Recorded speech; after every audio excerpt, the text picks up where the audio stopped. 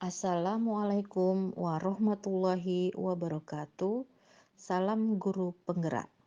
Perkenalkan, nama saya Novita Arnesi, calon guru penggerak angkatan 9 dari SMA Negeri 1 Dolok Merawan, Kabupaten Serdang Bedagai, Sumatera Utara. Dalam video kali ini, saya akan memaparkan tugas 1.1.A.8, yaitu koneksi antar materi, kesimpulan, dan refleksi modul 1.1 tentang pemikiran Ki Hajar Dewantara. Adapun kerangka pembelajaran modul 1.1, yang pertama adalah mulai dari diri. Kegiatan ini merupakan refleksi tentang pemikiran Ki Hajar Dewantara. Kegiatan ini juga merupakan kegiatan pembuka dari seluruh rangkaian materi belajar di program pendidikan guru penggerak. Yang kedua adalah eksplorasi konsep. Adapun tujuan pembelajaran dari eksplorasi konsep adalah peserta memahami pemikiran Ki Hajar Dewantara mengenai tujuan dan asas pendidikan, dan peserta menganalisis konsep-konsep pemikiran Ki Hajar Dewantara berdasarkan pengalaman pembelajaran yang berpihak pada murid. Yang berikutnya adalah ruang kolaborasi, yaitu penugasan kelompok. Dalam ruang kolaborasi, memberikan ruang perjumpaan bagi peserta untuk berkolaborasi sesama calon guru penggerak dalam kenali nilai-nilai luhur kearifan budaya daerah asal yang relevan menjadi penguatan karakter murid sebagai individu sekaligus sebagai anggota masyarakat, untuk menebalkan laku murid dan menuntun kekuatan kodrat murid yang dapat diimplementasikan pada konteks lokal, yaitu budaya daerah asal. Yang berikutnya adalah demonstrasi kontekstual. Dalam demonstrasi kontekstual, calon guru penggerak mendesain sebuah strategi dalam mewujudkan pemikiran Ki Hajar Dewantara, yaitu pendidikan yang berpihak pada murid, dalam sebuah karya video pendek, komik, lagu, puisi, ataupun yang lainnya, dan mempublikasikannya sebagai wujud pemahaman, pemaknaan, dan penghayatan yang dilakukan ataupun dipraktekkan dari pemikiran filosofis Ki Hajar Dewantara. Kemudian, elaborasi pemahaman. Dalam pembelajaran ini, calon guru penggerak mengelaborasi pemahaman mengenai refleksi filosofis pendidikan nasional. Yang terakhir adalah koneksi antar materi. Adapun koneksi antar materi berisi tentang kesimpulan dan refleksi modul 1.1, yaitu peserta calon guru penggerak mampu membuat kesimpulan dan refleksi pengetahuan serta pengalaman baru yang dipelajari dari pemikiran Ki Hajar Dewantara.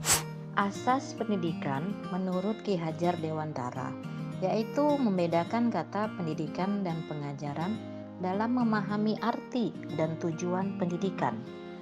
Pengajaran merupakan bagian dari pendidikan, di mana terjadinya proses pendidikan dalam memberi ilmu atau berfaedah untuk kecakapan hidup anak secara lahir dan batin. Pendidikan merupakan tuntunan terhadap segala kekuatan kodrat yang dimiliki anak agar ia mampu mencapai keselamatan dan kebahagiaan yang setinggi-tingginya, baik sebagai seorang manusia maupun sebagai anggota masyarakat. Adapun dasar pemikiran Ki Hajar Dewantara, yang pertama adalah sistem Among.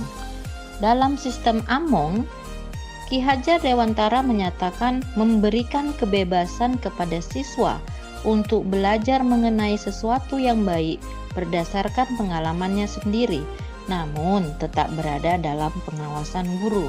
Dasar pemikiran yang kedua adalah bahwa pendidikan itu sesuai dengan kodrat alam dan kodrat zaman. Di sini dimaksudkan bahwa kodrat alam adalah keadaan yang bersifat dan bentuk lingkungan di mana mereka berada. Sedangkan kodrat zaman adalah berbicara tentang era yang dijalani anak, sehingga pendidikan di masanya menekankan pada kemampuan peserta didik yang memiliki keterampilan sesuai zamannya. Yang ketiga adalah bahwa pendidikan berpihak kepada murid. Dinyatakan bahwa pendidikan yang berpihak pada murid merupakan pendidikan yang menitik beratkan peserta didik sebagai prioritas utama yang harus dilayani. Setiap anak memiliki kemerdekaan untuk belajar sesuai dengan keinginan dan kemampuan alamiah yang terbentuk dalam diri anak. Yang keempat adalah bahwa pendidikan berasas budi pekerti. Menurut Ki Hajar Dewantara, budi pekerti merupakan nilai-nilai moral yang harus ditanamkan dalam pendidikan.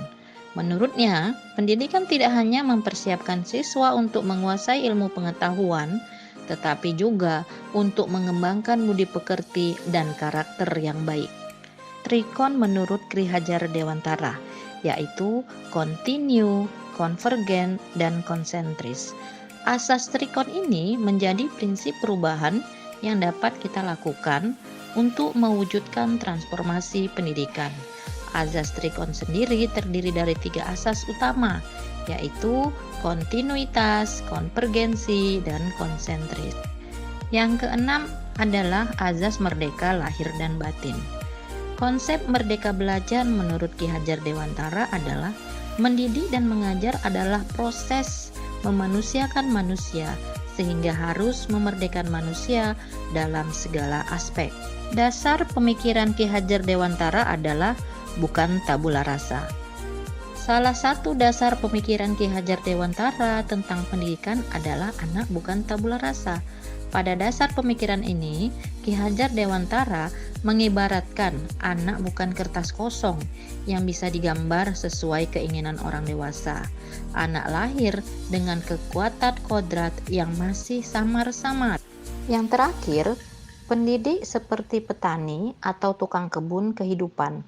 Ki Hajar Dewantara mengarahkan perilaku belajar dan watak siswa di sekolah dengan menitik beratkan pada peran pendidik. Pendidik ini diibaratkan seperti seorang petani atau tukang kebun, dan siswa adalah benih tanaman yang ditabur petani ataupun guru di lahan ataupun sekolah. Setiap bibit tanaman atau siswa ditanam dan dirawat secara berbeda. Hal yang saya percaya tentang murid dan pembelajaran di kelas sebelum saya mempelajari modul 1.1 adalah 1. Pembelajaran lebih dominan dilakukan oleh guru atau yang disebut dengan teacher centered. 2. Siswa diperlakukan dengan cara yang sama. 3. Sering mengeluh jika banyak siswa yang tidak tuntas setelah diberikan evaluasi. 4. Ketuntasan belajar siswa dilihat dari nilai KKM dan aspek kognitifnya saja. 5.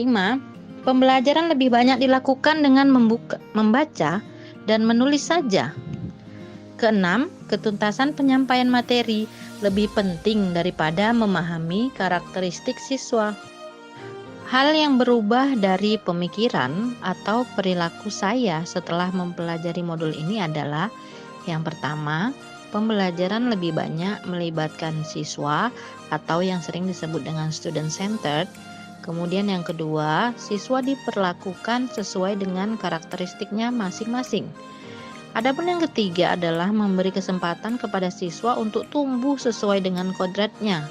Yang keempat, pembelajaran dilakukan secara menyeluruh, meliputi cipta, rasa, dan karsa.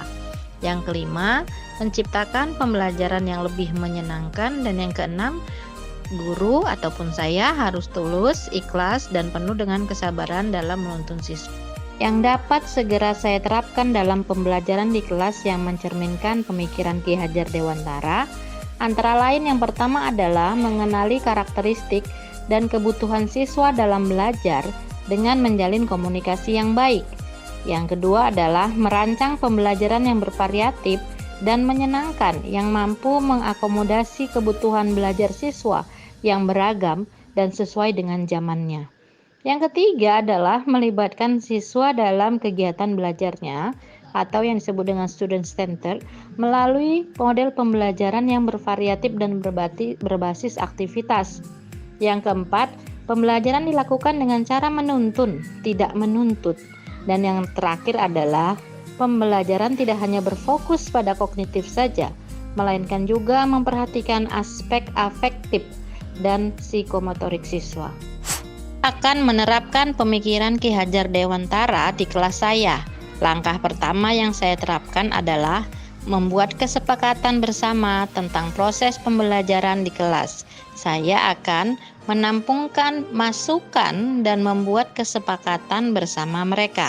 Saya akan mendesain kelas menjadi lingkungan kaya teks dan lingkungan yang menyenangkan sesuai dengan dunia anak.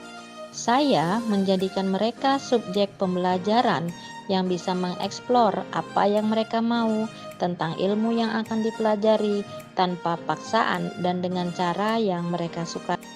Saya harus melakukan pengembangan diri agar menguasai strategi pembelajaran yang sesuai kodrat zaman untuk melatih 6 kecakapan abad ke-21 yang dikenal dengan istilah 6C, yaitu karakter, citizenship atau kewarganegaraan, critical thinking atau berpikir kritis, creativity atau kreatif, collaboration atau kolaborasi, dan communication. Kemudian, saya akan merancang pembelajaran yang interaktif, menyenangkan, menerapkan merdeka belajar, dan mengaitkan dengan penguatan profil pelajar Pancasila. Dan yang paling penting, tidak lagi menuntut anak, akan tetapi harus menuntun anak menuju tujuan hidup mereka. Guru harus bisa menjadi teladan yang baik, karena sosok guru digugu dan ditiru. Adapun kesimpulannya adalah dasar-dasar pemikiran dari Ki Hajar Dewantara harus segera kita terapkan dalam proses pembelajaran di kelas ataupun di sekolah. Di antaranya, pendidikan adalah menuntun anak sesuai dengan minat dan bakatnya. Pendidikan bukan hanya ilmu akademis saja, namun perlu menanamkan budi pekerti yang baik. Kemudian, pendidikan sejatinya adalah menghamba pada anak. Demikianlah pemaparan saya tentang koneksi antar materi pemikiran filosofis. Salam dan bahagia, semoga semua anak Indonesia menjadi anak yang mandiri, anak yang nyaman dan bahagia. Terima kasih. Assalamualaikum warahmatullahi wabarakatuh.